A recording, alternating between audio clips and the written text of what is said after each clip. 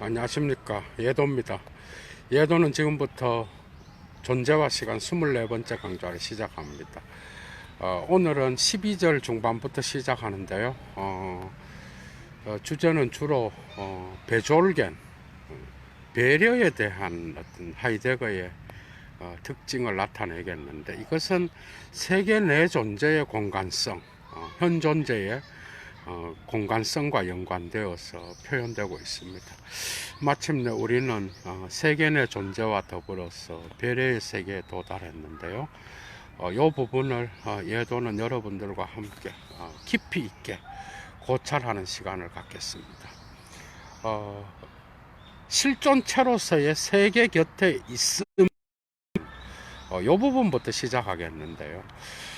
예도는 오늘 아주 숲속에서 좋은 자리를 하나 맡아서 앉아서 그죠, 여유있게 여러분들에게 강좌를 열겠습니다. 또 일어나서 왔다 갔다 할지도 모르겠는데, 어쨌든 앉아서 오늘은 한번 조용한 가운데에서 앉아서 여러분들에게 강좌를 전달하려고 합니다.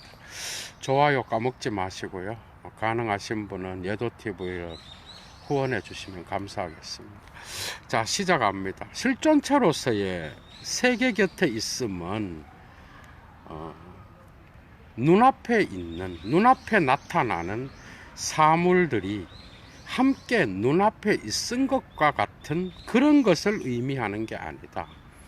그러니까 눈앞에 나타나는, 눈앞에 있음의 어떤 사물들이 함께 나타나는 그런 방식을 의미하는 게 아니라는 거예요. 그러니까 여기서 여러분들이 아셔야 되는 게, 눈앞에 있다는 것은 이미 언제나 주체와 객체를 분리해야 가능한 거잖아, 그죠? 그런데 하이데거는 이것은 우리가 눈앞에 있는 사물들을 저 바깥에 나무가 있고 사람들이 있다, 이런 식으로 인식론적으로 이야기할 수 있는 것은 언제나 그 전에 존재론적으로 세계 곁에 있다는 것이 전제되어야 된다라는 것을 하이데거는 의미하는 거예요. 그러니까 존재론적으로 우리가 세계 곁에 있음이 이미 세계 곁에 있음이 이미 전제되어 있어야 존재론적으로, 이러한 인식론적으로 눈앞에 있음이 가능하다는 거예요. 그러니까 존재론적으로 세계 곁에 있음이 앞서 있어야 되는데, 이런 것들을 분석하지 않고 종래의 철학은 그냥 인식론적으로 눈앞에 있는 것을 이야기했다는 거예요. 그래서 이 부분을 이제 해체하면서 들어가는 거예요. 그래서 눈앞에 있는 사물들, 눈앞에 있는 사람들, 이런 말들은 전부 다가 인식론적인 그런 개념들인데, 이것은 존재론적으로 우리가 세계 곁에 있음, Das Sein bei der Welt라고 하는 이 개념이 전제되어 있어야 되고, 이 존재론적인 구조를 묻는 게 바로 하이데거가 하려고 하는 거라는 거예요. 이해가 되죠, 여러분? 이제 잘 따라오리라고 생각합니다.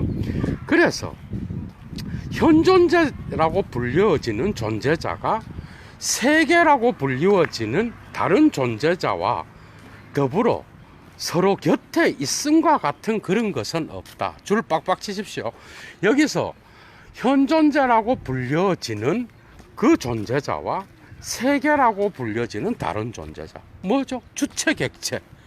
주체객체를 분리시켰던 그런 철학은 불가능하다는 걸 이야기하는 거예요. 이런 주체객체를 분리하는 이런 철학은 이미 그 전에 세계 곁에 있음이 전제되어 있지 않으면, 이 철학 주체객체, 세계는 객체고 그것을 바라보는 주체는 인간이다, 이런 식의 철학은 존재론적인 전제가 없이는 불가능하다는 거예요. 근데 지금까지 데카르트 이후에 지금까지의 모든 철학은 이러한 칸트 헤겔을 거쳐서 모든 철학은 이러한 존재론적 질문을 제기하지 않은 상태에서 주체와 객체를 나누었던 그런 철학이라는 거예요. 이거 안 된다는 거예요, 여러분. 이제 따라올 수 있겠죠. 그런 방식으로. 그래서 우리는 물론 두 개의 눈앞에 있는 것의 함께 있음을 때때로 언어적으로 표현하곤 한다는 거예요. 어떤 방식으로 표현하는가 하면은 책상이 문 곁에 서 있다. 그리고 의자가 벽과 접촉하고 있다. 이런 방식으로 우리는 사용하는데, 사실 엄밀히 따지면 이런 접촉이라는 말을 우리는 사용할 수 없고, 그 이유는 언제나 더 면밀하게 시험해 보면, 자, 의자와 벽 사이에는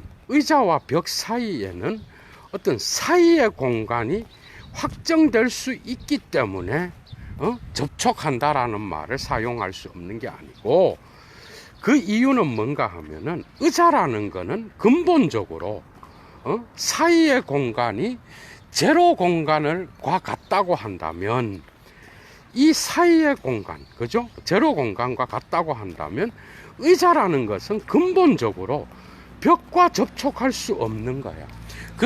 그러니까 의자가 벽과 접촉한다. 이런 말들은 전부 다가 인간이 인식론적으로 확정해서 뭐와 뭐가 접촉한다 이렇게 말한다는 거예요. 그러나 현실적으로 보면은 이것은 언제나 세계 내 존재를 전제하지 않으면 이러한 접촉한다라는 말이 불가능하다는 거야. 실제로 보면. 자, 계속 나갑니다. 그래서 이것에 대한 전제는 어떤 벽이 의자를 위하여 벽이라는 것이 만나질 수 있다는 것을 나타낼 것이다. 그러니까 벽이라는 것이 의자를 위해서 만날 수 있어야만 우리는 접촉한다고 하는데, 이러한 전제는 이미 모든 세계의 사물과 인간이 세계 곁에 있다라는 것을 전제할 때에만 접촉은 가능하다라는 거야. 이해가 되죠, 여러분? 하이데거를 붙여보면요, 그죠? 장난 아니게 깊이 들어가. 자, 계속합니다. 그래서 존재자는 세계 내부적으로 눈앞에 있는 존재자가 접촉할 수 있는데, 언제만 그렇게 접촉할 수 있는가 하면은 바로 그것이 본래적으로 내 존재의 존재 방식을 갖고 있을 때에만 어떤 존재자가 세계 내부적으로 눈앞에 있는 존재자와 접촉할 수 있다는 거예요. 그러니까 내 존재를 전제하지 않는 이상, 세계 내 존재라고 하는 이 개념, 세계 곁에 있음을 전제하지 않는 이상, 뭐와 뭐가 접촉하고 너와 나가 어떤 인간이 세계를 보고 인식론적으로 주체와 객체를 나누어서 보는 이런 것들은 불가능하다는 거예요. 지금 예도의 하이데거의 의도를 따라오고 있죠, 여러분. 이렇게 어려운 거예요. 그러니까 그런 쉬운데 그 의미는 이런 의미라고. 그러니까 세계 내 존재라는 것이 존재론적으로 인간이 세계 안에 있고, 이 세계 안에서 어떤 사태를 경험하고 체험한다라고 하는 이 세계 안에 있음을 미리 전제하고, 이 전제 위에서만 주체 객체의 철학이 가능하다는 거예요. 이해가 되죠? 그러니까 이러한 철학의 개념을 여러분들이 알고 있어야 됩니다. 하이데거를 따라가려면. 그래서 내 존재의 존재 방식을 갖고 있을 때에만 접촉하다는. 그게 이 세계의 모든 것이 주체 객체로 나누어져서 사태를 눈앞에 있는 것으로서 보기 위해서는 우선 먼저 무조건적으로 우리는 세계 곁에 있음이라고 하는 이 내 존재, 세계 내 존재의 내 존재의 존재 방식을 전제하지 않는 이상은 접촉한다라는 말을 쓸 수 없어. 그러니까 하이데거의 말은 세계 내 존재가 혁명적인 것은 우리가 주체 객체 철학, 칸트의 인식론, 데카르트의 인식론, 헤겔의 인식론, 모든 인식론이 가능하기 위해서는 그 전에 먼저 우리가 세계 안에 있음이라고 하는 세계 내 존재의 존재 방식에 대한 존재론적 질문을 제기해야 된다. 이게 먼저고 이것의 토대 위에서만 주체 객체 철학이 가능하다는 거예요. 계속 정리하고 있죠. 그런 의미예요, 여러분. 계속 나갑니다. 자, 그래서 그것에 거기에 있음과 더불어서 세계와 같은 어떤 것이 그에게 발견되어 있을 때에만 우리는 뭐와 뭐가 접촉하고 있다라고 말할 수 있다라는 거예요. 그러니까 거기에 있음과 더불어 세계가 이미 그것을 바라보는 자에게 이미 발견되어 있어야 돼. 그러니까 존재론적으로 먼저 앞서 우리 인간이든 사물이든 이 세계에 있는 모든 존재자들이 세계 안에 있다라고 하는 이 존재론적인 전제가 확립되어 있을 때에만 우리는 주체 객체의 철학을 전제할 수 있다는 거예요. 이해가 되죠? 지금 이런 뜻이에요, 여러분. 여러분들은 지금 딴 걸 하고 있는 게 아니라 하이데거의 1차 자료를 읽고 있는 거예요, 여러분. 이 어려운 것이 눈에 들어오는 거죠. 그러니까 하이데거가 하려고 하는 게 뭐야?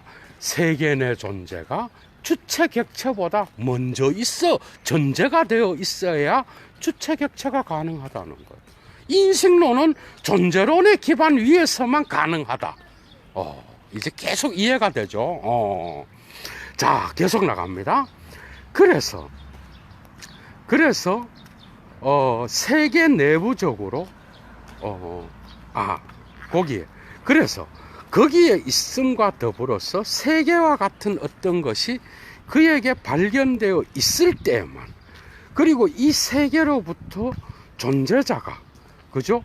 어떤 접촉 안에서 자기 자신을 드러내 보일 수 있고, 그래서 그의 눈앞에 있음 안에서 접근될 수 있다라는 거예요. 그러니까 세계 내, 이거를 풀어서 설명하면 뭐야? 세계 안에 있고 세계 곁에 있음이라는 존재론적인 전제가 전제되어 있고, 그 세계 안에 있음이라고 하는 그 안에서만 우리는 어떤 존재자가 눈앞에 있다라는 것을 말할 수 있다라는 거예요. 그런데 옛날 철학은 뭐야? 그냥 이 세계 내 존재라고 하는, 세계 곁에 있음이라고 하는 이 존재론적 기반에 대한 질문은 묻지 않고 바로 주체 객체 인식론으로 눈앞에 있음을 이야기했다라는 거야. 이게 서구 형이상학의 지금까지 상학이 놓쳤던 바로 그 지점인데, 하이데거가 비로소 질문을 제기하는 거예요. 딜타이도 못했고 후설도 못했던 것을 이제 하이데거는 제기하고 있는 겁니다, 여러분. 여러분, 그런 뜻이에요. 그래서 세계 내부적으로 눈앞에 있고 이것에 더하여 그것들 자체에 있어서 무세계적인 두 개의 존재자는 결코 서로 접촉할 수 없고 어떤 것도 다른 것 곁에 있을 수 없어. 이건 뭐죠? 무세계적이라는 건 뭐야? 존재론적으로 세계 내 존재나 세계 곁에 있음을 전제하지 않은 상태에서 주체 객체를 분리해서 주체가 객체를 눈앞에 있는 것으로 본다. 그래서 눈앞에 있는 다양한 것들을 끌어모으면 세계가 된다. 이런 식의 인식론적인 사유는 안 된다라는 거예요. 그걸 무세계적인, 독일어로 벨틀로스, 무세계적이라는 게 뭐야? 세계가 없다는 게 아니라 인식론적인 모든 분석은 세계 내 존재를 없애버리기 때문에 하이데거는 그 상태를 무세계적인, 이해가 되죠? 인식론은 세계가 없어요. 존재론적 기반이 없는 거야, 세계라는. 그래서 그것을 무세계적인, 세계 없는 인식론적인 눈앞에 있습니다, 이 말이야. 이해가 되죠? 그러니까 예도가 나무를 본다 그러면 이 나무가 예도의 눈깔이 앞에 있잖아, 그죠? 그 눈앞에 있음, 오케이. 우리는 그걸 말할 수 있기 위해서는 이 나무와 예도가 이미 세계라고 하는 존재 기반을 갖고 있고, 그 존재론적 기반 위에서 예도라는 주체는 나무라는 객체를 눈앞에서 보고 있는 거야. 하이데거의 의도를 따라올 수 있겠죠. 이런 의미가 있는 거야, 여러분. 야, 이거를 어떻게 혼자 읽으면 이해가 될까, 이게 어떻게 이해가 돼요, 여러분? 문자는 이해가 될지 몰라도 철학은 못 잡아내는 거예요. 그 무세계적이라는 건 세계가 없다가 아니라 인식론적 기반인 이 세계를 전제해야 되는데, 이 세계가 전제되어 있음을 무시해버리는 거야. 그러니까 인식론적 철학의 한계는 뭐야? 이런 존재론적 기반인 세계를 없애버리니까 무세계적인 게 되는 거예요. 야, 이런 의미가 있는 거예요, 여러분. 하이데거의 혁명이 이런 겁니다. 자, 그래서 여기에서 이것에 더하여 무세계적이라고 하는 이 부가문은, 문장은 결여되어서는 안 된다는 거예요. 왜냐하면 무세계적이지 않은 존재자, 그게 누구죠? 현존재 자신이야. 그 현존재 자신도 세계 안에서 눈앞에 있는 것일 수 있는 거야. 맞죠? 우리는 인식론적으로 다른 인간들 역시도, 현존재 역시도 눈앞에 있다, 이래 말할 수 있는 거야. 이런 거 역시 세계 사물과 더불어서 인간 역시도 인식론적으로 이런 방식으로 취급해 왔다라는 거예요. 이런 방식의 인식론은 인간의 실존론적 삶을 분석하는 데는 어림도 없다, 이 말이에요. 야, 정말 할 게 많습니다, 여러분. 그래서 더 정확하게 말하면 어느 정도 정당하게 어떤 한계 안에서 단순히 눈앞에 있는 것으로서 파악될 수 있기 때문이다. 맞죠? 무세계적이지 않은 존재자인 인간 존재자 역시도 눈앞에 있는 것으로서 파악될 수 있죠. 그죠? 그런데 이것은 존재론적 기반을 없앤 상태에서만 가능하다는 거예요. 계속 나갑니다, 여러분. 이를 위해서는 완전하게 무시해야 되고 보지 않아야 되는데, 내 존재의 실존론적 구조를 무시해야 이런 사태에 필수적인 게 나타난다는 거예요. 그러니까 세계 안에 있다라고 하는 이 내 존재의 존재론적 질문을 없애버려야 이런 것들이 가능하다는 거예요. 그러니까 이 존재론적 질문을 없애면 인식, 주체, 객체 철학이 가능하게 되는 거예요. 그러나 사실은 환상이라는 거죠. 왜? 모든 인식론은 이 세계 내 존재라고 하는 세계 곁에 있음을 전제하고 있기 때문에 지금까지의 철학은 이 존재론적 질문을 묻지 않았다라는 거야. 야, 이런 의미가 있는 거예요, 여러분. 계속 나갑니다. 그래서 이러한 현존재를 눈앞에 있는 것으로서 이해하는 이러한 가능한 이해와 더불어서 그러나 현존재에게만 고유한 눈앞에 있음의 방식이 응? 함께 내던져져서는 안 된다라는 거예요. 그러니까 현존재적이지 않은 것을 눈앞에 있음이라고 말하는 것, 사물 존재자에게 이렇게 말하는 것은 오케이. 그런데 현존재에게조차도 눈앞에 있다라고 말할 수는 있어. 두 개 다가 세계 내 존재의 내 존재의 방식을, 존재론적 방식을 삭제한 상태에서 가능한 거야. 그런데 현존재에게는 독특한 눈앞에 있음이 있다는 거야. 그것은 사물 존재자와는 다른 독특한 눈앞에 있음이 있어. 그걸 따라가 봅시다. 그게 뭔가? 자, 이러한 눈앞에 있음은 특수한 현존재의 구조를 무시하는 것 안에서 접근될 수 있는 게 아니고 오직 그것을 앞서 이해함 안에서만 접근될 수 있는 거야.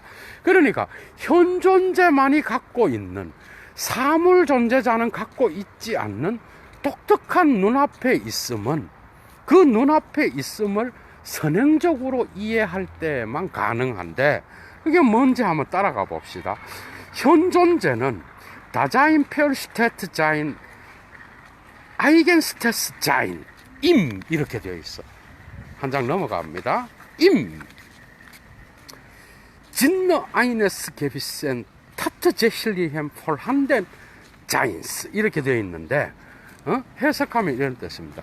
현존재는 자, 어떤 사실적인 눈앞에 있음의 의미에서, 어떤 사실적인 눈앞에 있음의 의미에서 그의 가장 고유한 존재를 이해한다는 거예요. 그게 인간 존재자인 현존재 역시도 그의 사실적인 눈앞에 있음을 갖고 있어요.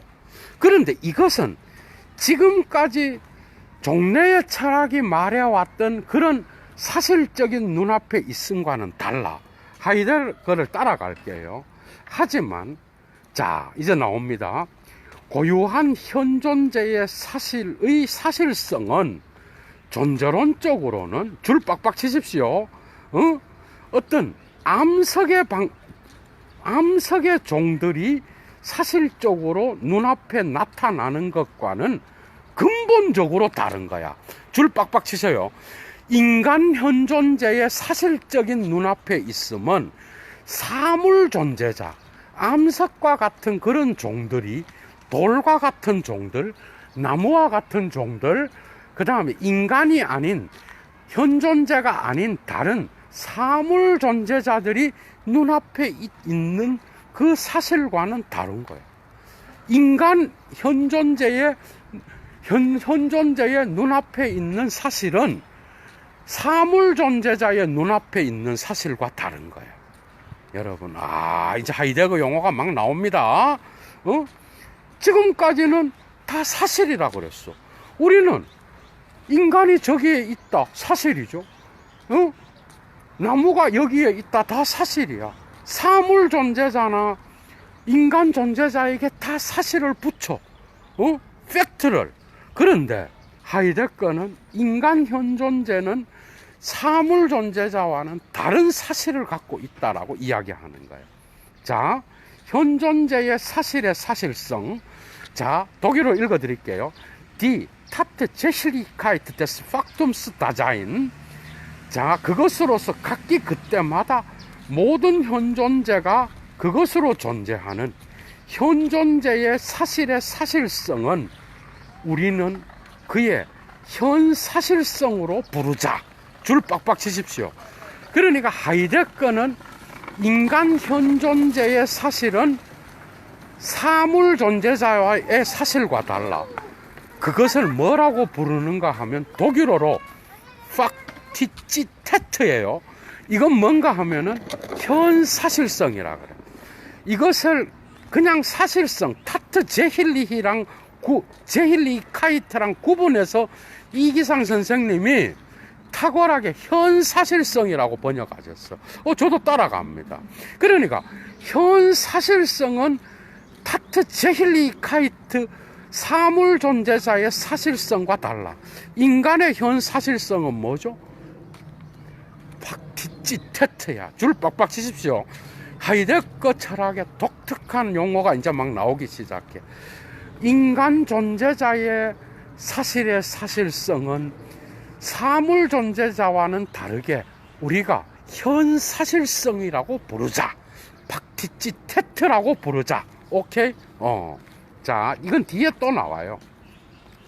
자, 그런데 이러한 존재 규정의 복잡하게 뒤엉켜 있는 이 구조는 자체로 자, 현존재에 이미 밝혀진 실존론적 근본 구성 틀의 빛 안에서만 문제로서 파악될 수 있는 거야.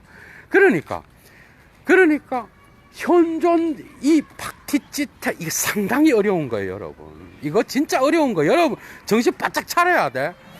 그러니까 박티치테트 현사실성, 인간 존재자에게만 적용될 수 있는 현사실성을 우리가 이야기하려고 한다면 현 존재의 실존론적 근본 구성의 빛 위에서만 문제로서 파악될 수 있는 거야.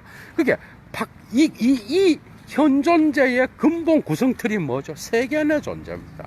이거를 다시 말하면 세계 내 존재라고 하는 이 개념의 근거 위에서만 우리는 현사실성이라는 단어를 사용할 수 있다라는 거예요. 장난 아니게 어렵죠, 여러분. 그러니까 박티치테트는 칸트나 데카르트나 헤겔 철학에서는 불가능하다는 거야. 오로지 자기가 제기한 이 세계 내 존재, 인데어웰트 자인이라고 하는 이 개념적 이념 위에서만 비로소 우리는 인간 현존재에게만 적용될 수 있는 타트 제힐리카이트 사실성인 박티치테트 현사실성을 이야기할 수 있다는 거예요. 야, 재밌죠? 요렇게 따라가는 거예요. 존재와 시간이 읽히죠. 이 기가 막힌 책이 읽히는 거야, 여러분. 그래서 이 현사실성의 개념은 자체 안에 줄 빡빡 치십시오. 세계 내부적인 존재자의 세계 내 존재를 포함하고 있어. 이해가 됐죠? 세계 안에는 우리 인간 존재자만 있는 게 아니야. 사물 존재자도 있어. 모든 것을 다 통째로 포함하는 거야. 그래서 세계 내부적 존재자는 앞에서 이미 이야기했죠. 사물 존재자를 말하는 거야. 사물 존재자의 세계 내 존재도 포함하는 거야. 인간 존재자만 포함하는 게 아니야. 맞죠? 당장 예도는 지금 사물 존재자 땅 위를 걷고 있어요, 여러분. 인간은 사물 존재자와 더불어서 살아가는 존재자예요. 어떤 방식으로 그런가 하면은 이 존재자가 그의 운명 안에서 줄 빡빡 치십시오. 운명 안에서 그에게 그의 고유한 세계 내부에서 그를 만나는 존재자의 존재와 그의 운명에 있어서 그런 존재자의 존재와 함께 붙잡혀 있다라는 거야. 체포되어, 페어 하프테트 되어 있다는 거야. 뭔 말이죠? 운명적으로. 이게 현사실성의 개념입니다. 나중에 나와요. 우리가 요거 좀 설명이 필요해. 예도가 지금 미국이 아니고 대한민국에 있어. 예도는 대한민국에서 태어났어. 예도는 서울이 아니라 김천에서 태어났어. 자란 것은 경상도 안동 쪽에서 자랐어. 오케이. 이게 뭐죠? 예도 자신만의 운명 속에서 예도가 세계 안에 던져져 있는 거야. 이게 현사실성이야. 또 다른 말로 예도 혼자만 세계 안에 던져져 있나요? 안동이라는 도시, 김천이라는 도시, 예도가 어렸을 때 고등학교 때까지 활동했던 경상북도라고 하는 거기에는 운명적으로 독특하게 안동과 그 경상북도라고 하는 독특한 지역을 특징 짓는 사물 존재자의 존재도 함께 있는 거야. 이것이 더불어서 예도의 운명을 함께 결정하고 있는 거야. 야, 여러분, 이런 걸 알아야 돼. 이게 바로 현사실성. 예도는 한국인이야. 한국인으로서 태어났어.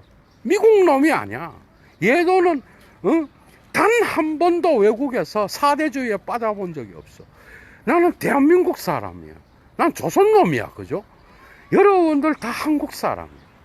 이걸 보고 있는 자들 중에 외국인도 있는 것 같아. 좀 독특한 세계입니다. 이 한국 강좌를 외국인들이 보고 후원을 한다니까.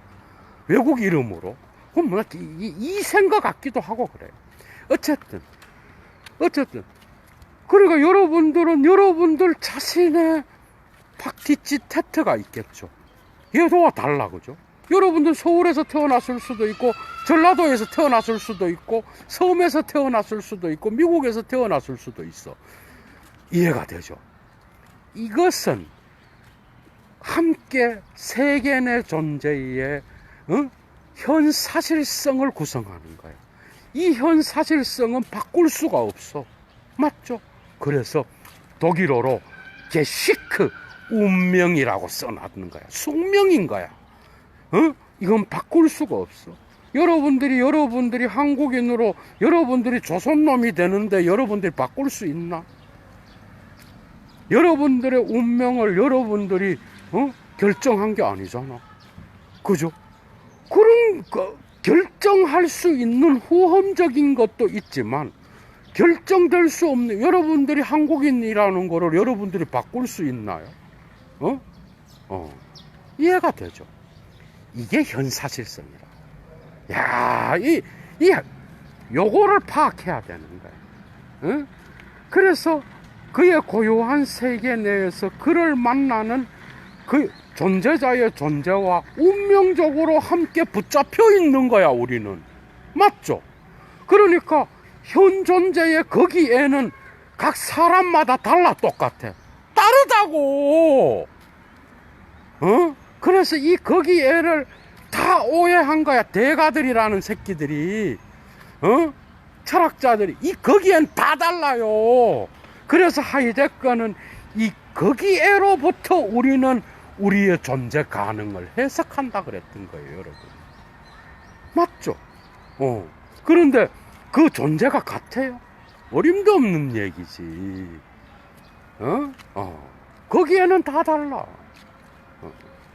계속 나갑니다. 할 게 너무 많아. 우선 실존체로서의 내 존재와 범주체로서의 서로 곁에 있는, 서로 아래에 있는 눈앞에 있음의 내부적으로 구부러짐 사이의 존재론적 차이를 보는 것이 여기에서 관건이 되는 것이다, 이 말이에요. 중요한 게 뭐야? 정리하십시오. 실존체로서의 내 존재. 이건 하이데거가 하려는 거예요. 그런데 범주체로서가 뭐야? 인식론이죠. 하이데거가 하려는 내 존재는 존재론적인 거야. 그러니까 내 존재의 존재론적인 내 존재의 내 존재, 인자인과 인식론적인 눈앞에 있음의 안으로 구부러짐, 독일어로 인벤디히카이트야. 인벤디히카이트, 인식론적인 눈앞에 있음의 안으로 구부러짐과 내 존재, 세계 내 존재할 때의 이 내 존재를 구분해서 보는 것이 중요하다, 이 말이야. 하이데거가 하려는 게 뭐야? 실존체로서의 내 존재라는 거야. 범주체로서 간주되었던 눈앞에 있는 것에 안으로 구부러진 인식론적인 개념은 하이데거가 비판적으로 고찰하려는 거예요.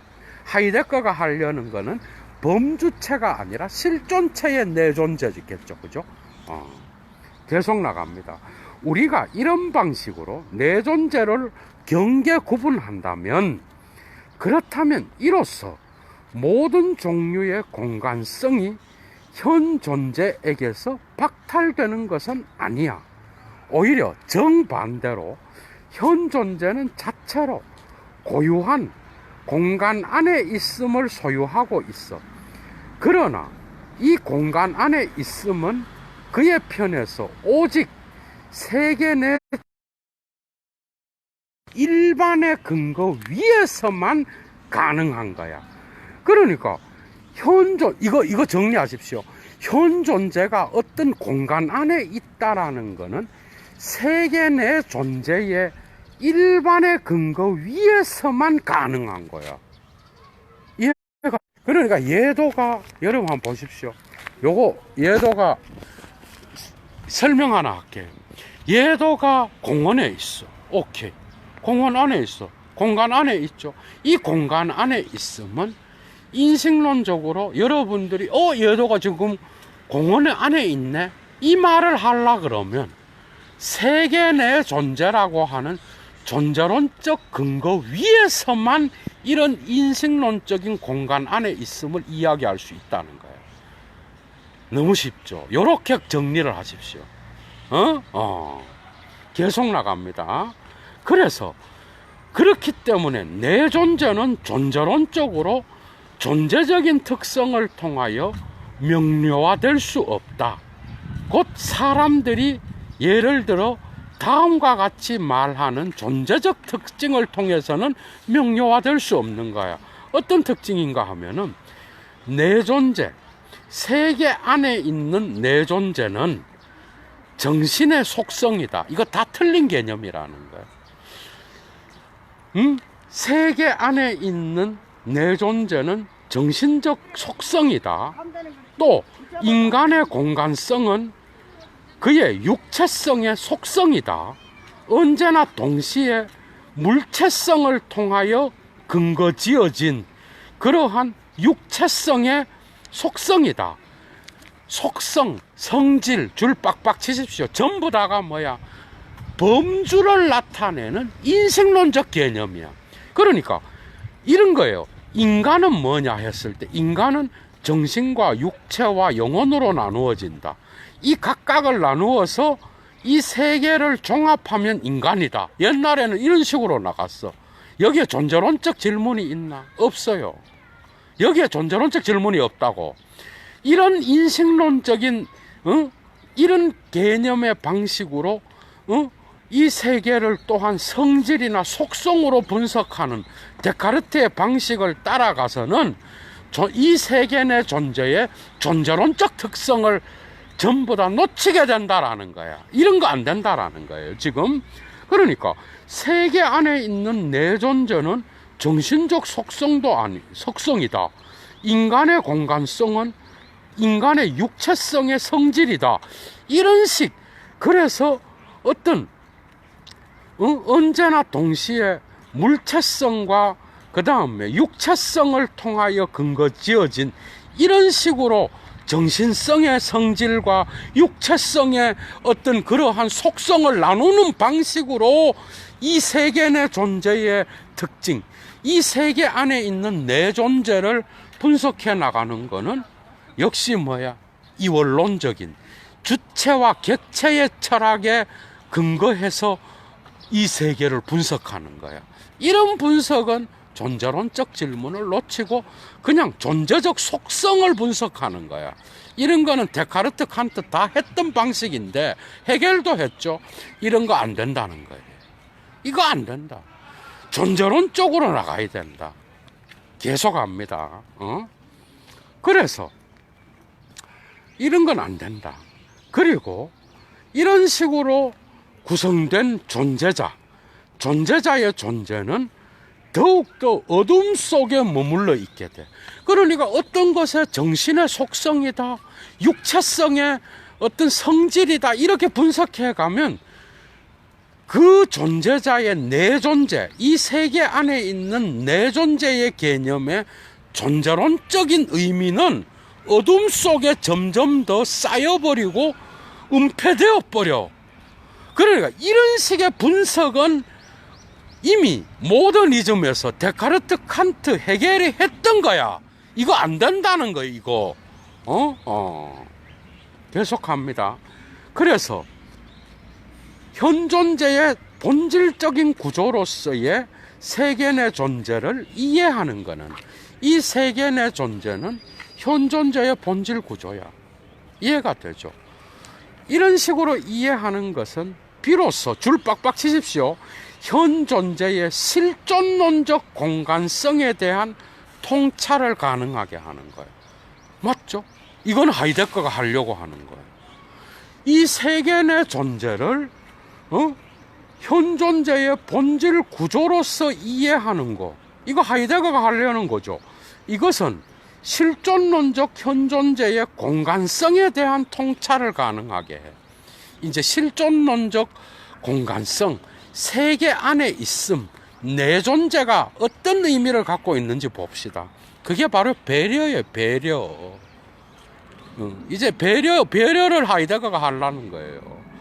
자, 그래서 이러한 실존론적 현 존재의 공간성을 통찰하는 것은 이 구조를 선행적으로 지워버리고 보지 않으려고 하는 것을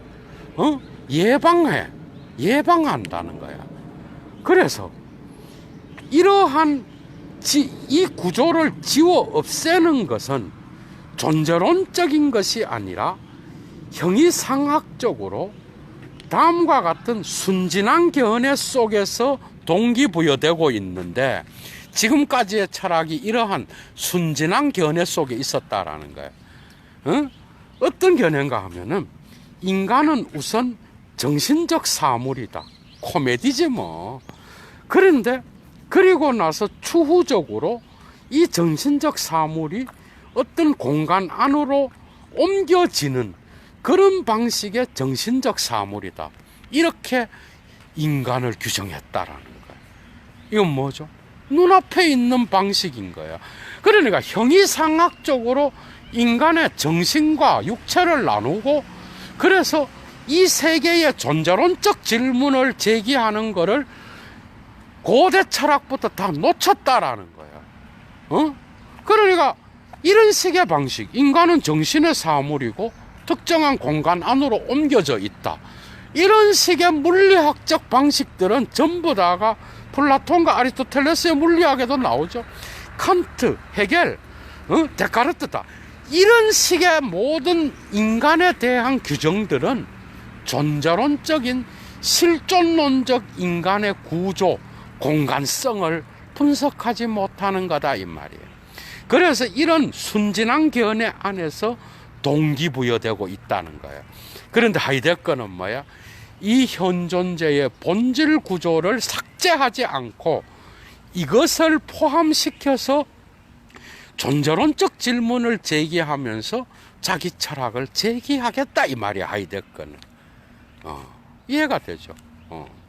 자, 그래서 현 존재의 세계 내 존재는 그의 현 사실성과 더불어서 각기 그때마다 이미 내 존재의 특정한 방식들 안에서 흩뿌려지거나 심지어는 산산조각 나버렸어.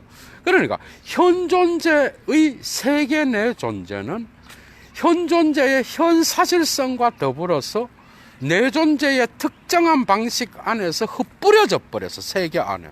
맞죠? 그게 이제 그게 흩뿌려져서 나타나고 있는데, 이제는 이 내 존재의 이러한 방식들의 다양성은 법내적으로 다음과 같은 열거를 통하여 보여질 수 있어. 그래서 세계 내 존재의 독특한 존재론적 실존론적인 그 방식들을 하이데거가 이제 법내적으로 열거하려고 하는데, 줄 빡빡 치십시오. 첫째, 쭈툰 하벤 및 에뜨바스, 어떤 것과 관계 맺음. 두 번째, 헤어슈텔렌 폰 에트바스, 어떤 것을 제작함.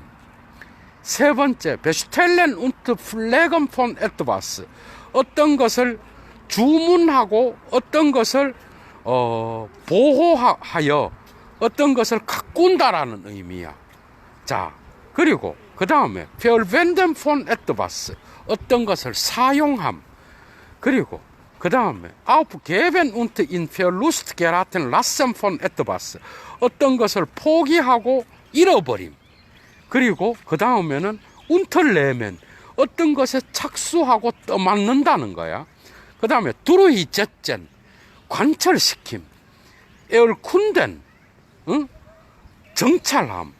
befragen, 문의함. 그 다음에 betrachten, 고찰함. besprechen, 협의함. bestimmen, 규정함. 이러한 특징을 갖고 있는 게, 줄 빡빡 치셔요. 이러한 예도가 금방 열거했던, 독일어로 불렀던 이 모든 특징들이 뭐야? 현존제의 실존론적 공간성을 말하는 거야. 맞죠? 인간의 공간은 뭐뭐 안에 뭐뭐가 있다가 아니라 이런 식의 삶의 관계를 통하여 나타나는 거야. 이러한 내존재의 방식들은 훨씬 더 상세하게 특징 지어야 되는 배려의 존재 방식을 갖고 있어. 줄 빡빡 치십시오. 다시 정리합니다. 금방 관계 맺고 주문하고 포기하고 뭔가를 세우고 그 다음에 제작하고 또 규정하고 협의하고 관찰하고 그 다음에 문의하고 관철시키고 착수하고 뭔가를 포기하고 잃어버리고, 이런 모든 행위들이 전부 다가 배려야. 배졸겐이야. 이게 뭐죠? 세계 내 존재의 인간 현존재의 공간 실존론적 공간성을 나타내는 내존재의 특징이야. 알았죠? 그런데 이 내존재의 특징이 뭐라고? 이 내존재의 특징이 바로 배려라고. 배려, 배졸겐. 이해가 됐죠? 계속 나갑니다. 그래서 배려의 방식들은 또한 중단함, 소홀히함, 포기함, 그 다음에 푹쉼, 이런 결여된 양태들로서도 나타나. 그런데 이 모든 것들은 오직 배려의 가능성과 연관해서만 가능한 결여적 양태들이야. 우리는 일을 하다 중단할 수 있죠. 아우스루엔, 쉴 수 있죠. 뭔가를 소홀히 할 수 있는 거예요. 이 모든 결여적 양태들도 배려와 관계되어 있는 거예요. 계속합니다. 그리고 이 배려라고 하는, 배졸겐이라고 하는 이 칭호는 우선 그것의 전 학문적 의미를 갖고 있고, 그리고 다음을 의미할 수 있어. 어떤 것을 실행하고, 아우스피렌, 그 다음에 에얼레디겐, 어떤 것을 처리하고, 인스라인에 브링엔, 어떤 것을 순수함 아래로 가지고 오는, 이런 다양한 것들을 다 배려라고 이야기하는 거예요. 줄 빡빡 치셔요. 이런 모든 행위들이 학문적입니까, 여러분? 삶이 학문이에요. 삶이 더 앞선 거야, 학문이 더 앞선 거야? 삶이 앞서죠. 그래서 이런 모든 생활 세계의 배려의 행위들을 하이데거는 전학문적 행위라고, 학문보다 앞서 있는 학문 이전의 행위라고. 그래서 폴 비센샤프들리히 전학문적 행위, 이렇게 표현한 거예요. 아, 재밌죠? 이게 배려야. 그래서 이 표현은 다음을 또한 의미할 수 있는데, 어떤 것을 마련하고 조달한다는 의미에서 어떤 것을 배려한다는 의미도 갖고 있어요. 이해가 됐죠? 펼샤펜, 어떤 것을 마련하고 조달한다는 의미에서 베졸겐, 배려를 배려한다를 의미할 수 있는 거예요. 더 나아가서 우리는 이 표현을 또한 특징적인 어떤 어법 안에서 사용할 수 있는데 이렇게 사용할 수 있어요. 이 베졸게 다스 Unternehmen misslingt. 나는 나의 사업체가 실패할까봐 두렵다. 이렇게 사용할 수 있다는 거야. 그래서 여기에서 베졸겐, 배려는 베피얼히텐, 뭔가를 두려워하다, 뭔가를 무서워하다라는 그런 의미를 갖고 있는 거야. 이해가 됐죠? 그런 어떤 것을 의미한다는 거야, 여기서 배려는. 그래서 배려는 이런 방식으로 다양한 뜻을 갖고 있는데 이것은 전학문적이요 인식론적인 것보다 훨씬 앞서 있는 존재론적 개념들이라는 거예요. 이해가 됐죠? 정말 그래서 이러한 학문 이전적인 전학문적인 존재적인 의미 맞은편에서 배려의 표현은 앞에 놓여 있는 연구에서 존재론적인 용어인 실존체로서 사용될 수 있는데 그것은 바로 가능한 세계 내 존재의 존재의 명칭으로서 사용된다는 거예요. 이해가 됐죠? 그러니까 세계 내 존재의 명칭으로서 우리는 배려라는 단어를 내 존재의 특징으로서 사용할 수 있다. 이것은 바로 내 존재의 실존체로서 우리가 사용할 수 있다라는 거예요, 여러분. 정말 계속합니다. 그래서 이 용어가 선택된 것은 예를 들면 현존재가 우선 아주 큰 정도로 경제적이고 실천적이기 때문에 이 용어가 사용된 게 아니야. 그럼 뭐 때문에 사용됐는가 하면 줄치십시오. 바로 현존재 자신의 존재가 염려로 보여줄 수 있기 때문에 선택된 거야. 그러니까 현존재의 존재가 조르게야, 염려야. 독일어는 베졸겐, 단어도 비슷해. 이런 건 번역하면 의미가 없어요. 그러니까 현존재의 존재가 조르게, 염려야. 염려인데 염려기 때문에 세계 내 존재의 내 존재의 특징은 바로 배려라고 이야기하고 있는 거예요. 베졸겐이라는 거예요. 기가 막힌 표현이에요. 그래서 이 조르게 현존재의 존재에 대해서는 나중에 분석합니다, 여러분. 계속합니다.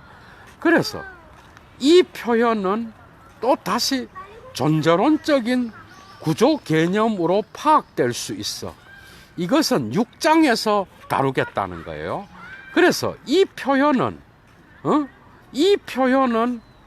어떤 수고하다, 슬퍼하다, 그리고 삶의 어떤 염려, 이런 것과 관계되어 있는 게 아니야.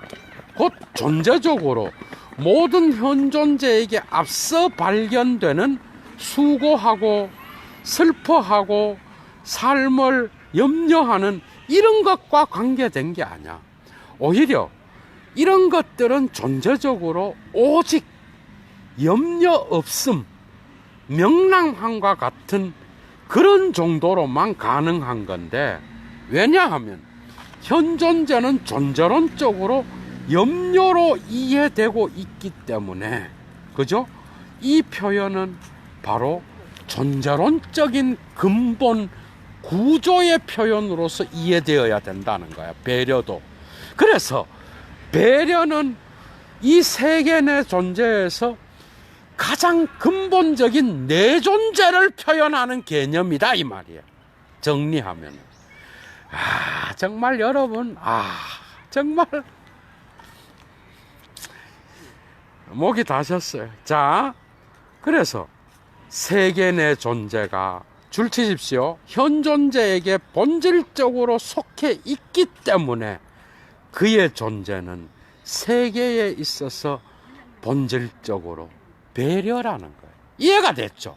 그러니까 현 존재가 세계 내 존재에 속해 있기 때문에 그의 존재는 세계를 향하여 배려로서만 존재할 수 있다라는 거예요. 야, 이게 그 이유입니다, 여러분.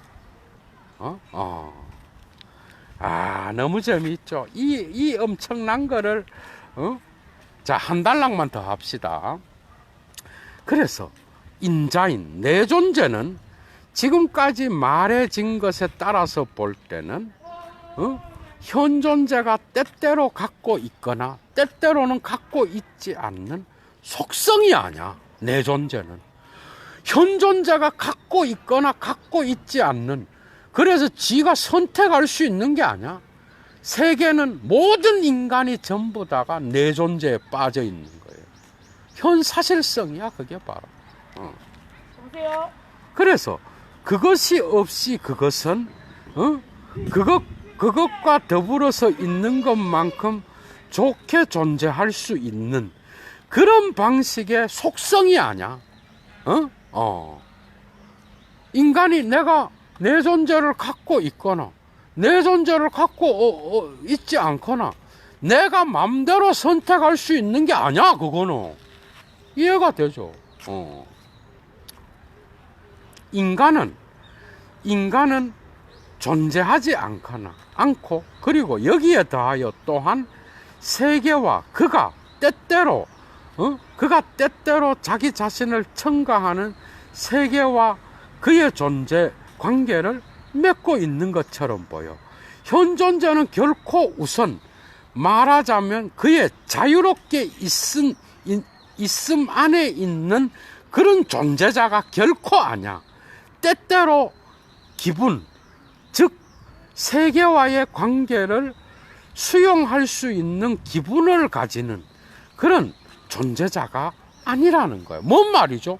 내가 기분 좋으면 세계를 내가 선택하고 기분 나쁘면 내가 세계를 버리고 내 기분대로 내가 나의 세계를 선택할 수 있는 존재자가 아니야. 나는 세계에 언제나 내던져져 있는 세계 안에 있는 존재자라는 거야. 이해가 됐죠? 이게 가담으로 가면 어떻게? 내가 전통을 내 마음대로 내가 전통을 내가 필요 없으면 버리고 내가 전통을 내가 필요하면 취하는 그런 게 아니야. 전통은 언제나 이미 내가 속해 있는 나의 존재론적 기반이에요. 언어를 내가 한국어를 싫어한다고 한국어를 버리고 내가 좋아한다고 한국어를 선택할 수 있을 것 같지만 사실은 인간이 언어를 사용하는 것보다 인간은 언어에 속해 있는 거야. 여러분 너무 잘 이해가 되죠? 당연한 거죠. 자, 계속합니다. 그래서 이러한 세계와의 관계를 수용한다는 것은 오직 줄 빡빡 치십시오. 현 존재가 세계 내 존재로서 존재하기 때문에만 가능한 거야. 뭐죠? 내가 세계 내 존재로서 존재하는 게 앞서 있고 그때 내가 이런 세계는 이런 세계와 관계 맺기 싫어. 나는 이런 세계는 싫어. 이래 말한다는 거예요. 그런데 그 말은 뭐죠? 이미 내가 세계 내 존재로서 나의 내 존재를 갖고 있고 그 근거 위에서만 내가 이런 세계와는 관계 맺기 싫어 이래. 그런데 지가 관계 맺기 싫다고 세계와 관계를 안 맺고 있나요? 이해가 되죠? 우리는 이 세계를 바꾸어서 변혁해 나갈 수는 있어도 인간이 이 세계를 버리고 살 수 있나요, 여러분? 말도 안 되는 얘기죠. 지금 하이데거는 이런 식으로 자기의 존재론의 철학을 이야기하고 있다라는 거예요, 여러분. 거의 다 왔습니다. 그래서 이러한 존재 구성은 다음과 같은 사실을 통하여 발생하는 게 아니야. 현 존재의 특징을 가진 존재자 이외에 다른 존재자도 눈앞에 있다. 그리고 이 존재자와 현 존재라는 존재자가 만난다 라는 것을 통하여 존재 구성이 발생하는 게 아니야. 맞죠? 내가 어떤 존재자와 만나고 내가 이 존재자와 만나지 않는다. 여기에 따라서 내가 세계 내 존재에 처해져 있다라는 게 변하나요?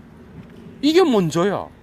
그리고 그 위에서 내가 이런저런 이 세계가 어떻고 이런 다양한 이야기를 하지만 그 모든 것은 자기 자신의 세계 내 존재를 벗어날 수 없는 거야. 누구든지요. 그 위에서 내가 이런 세계와의 존재관계를 받아들이겠다, 거부하겠다, 두 개 다의 선택은 사실은 세계 내 존재 위에서만 이따위 소리를 할 수 있다라는 거죠. 그죠? 난 이런 더러운 세계 싫어. 지가 세계를 떠날 수 있나요? 죽는다고 지가 이 세계를 떠나나요, 여러분? 어차피 그 무덤은 이 세계 안에 묻히든지 그 뼈가루는 이 세계 안에 던져지겠죠, 여러분. 여러분, 이런 거예요, 이런 거. 계속 합니다. 그래서 여기서 이 다른 존재자가 현 존재와 만날 수 있는 것은 줄 빡빡 치십시오. 오직 그것이 세계 안에서 그 자신으로부터 자신을 보여줄 수 있기 때문에만 이 다른 존재자는 현 존재와 만날 수 있는 거야. 그러니까 뭐야? 세계 내 존재라고 하는 것이 전제되어 있고 그 안에서 우리는 어떤 특정 존재자를 만나고 만나지 않는다. 이 말을 할 수 있다라는 거예요. 하이데거의 의도를 알겠죠, 여러분? 뭔 말을 하려고 하는 건지. 세계 내 존재는 그런 정도로, 그죠? 엄청난 개념이에요, 여러분. 우리가 뭐를 거부하면 거부되고, 우리가 뭐를 선택하면 선택되고 할 수 있는 그런 게 아니야, 여러분. 여기까지 예도는 강좌를 끝내겠습니다, 여러분. 24번째 강좌였고요. 참 깊이 있게 들어왔는데, 여러분 하이데거의 사유 계속해서 깊이 천착하시고, 계속해서 예도는 25, 26번째 당분간은 계속 하이데거의 존재와 시간 강좌를 열겠습니다, 여러분. 좋은 저녁 되십시오. 24번째 강좌였습니다. 추스!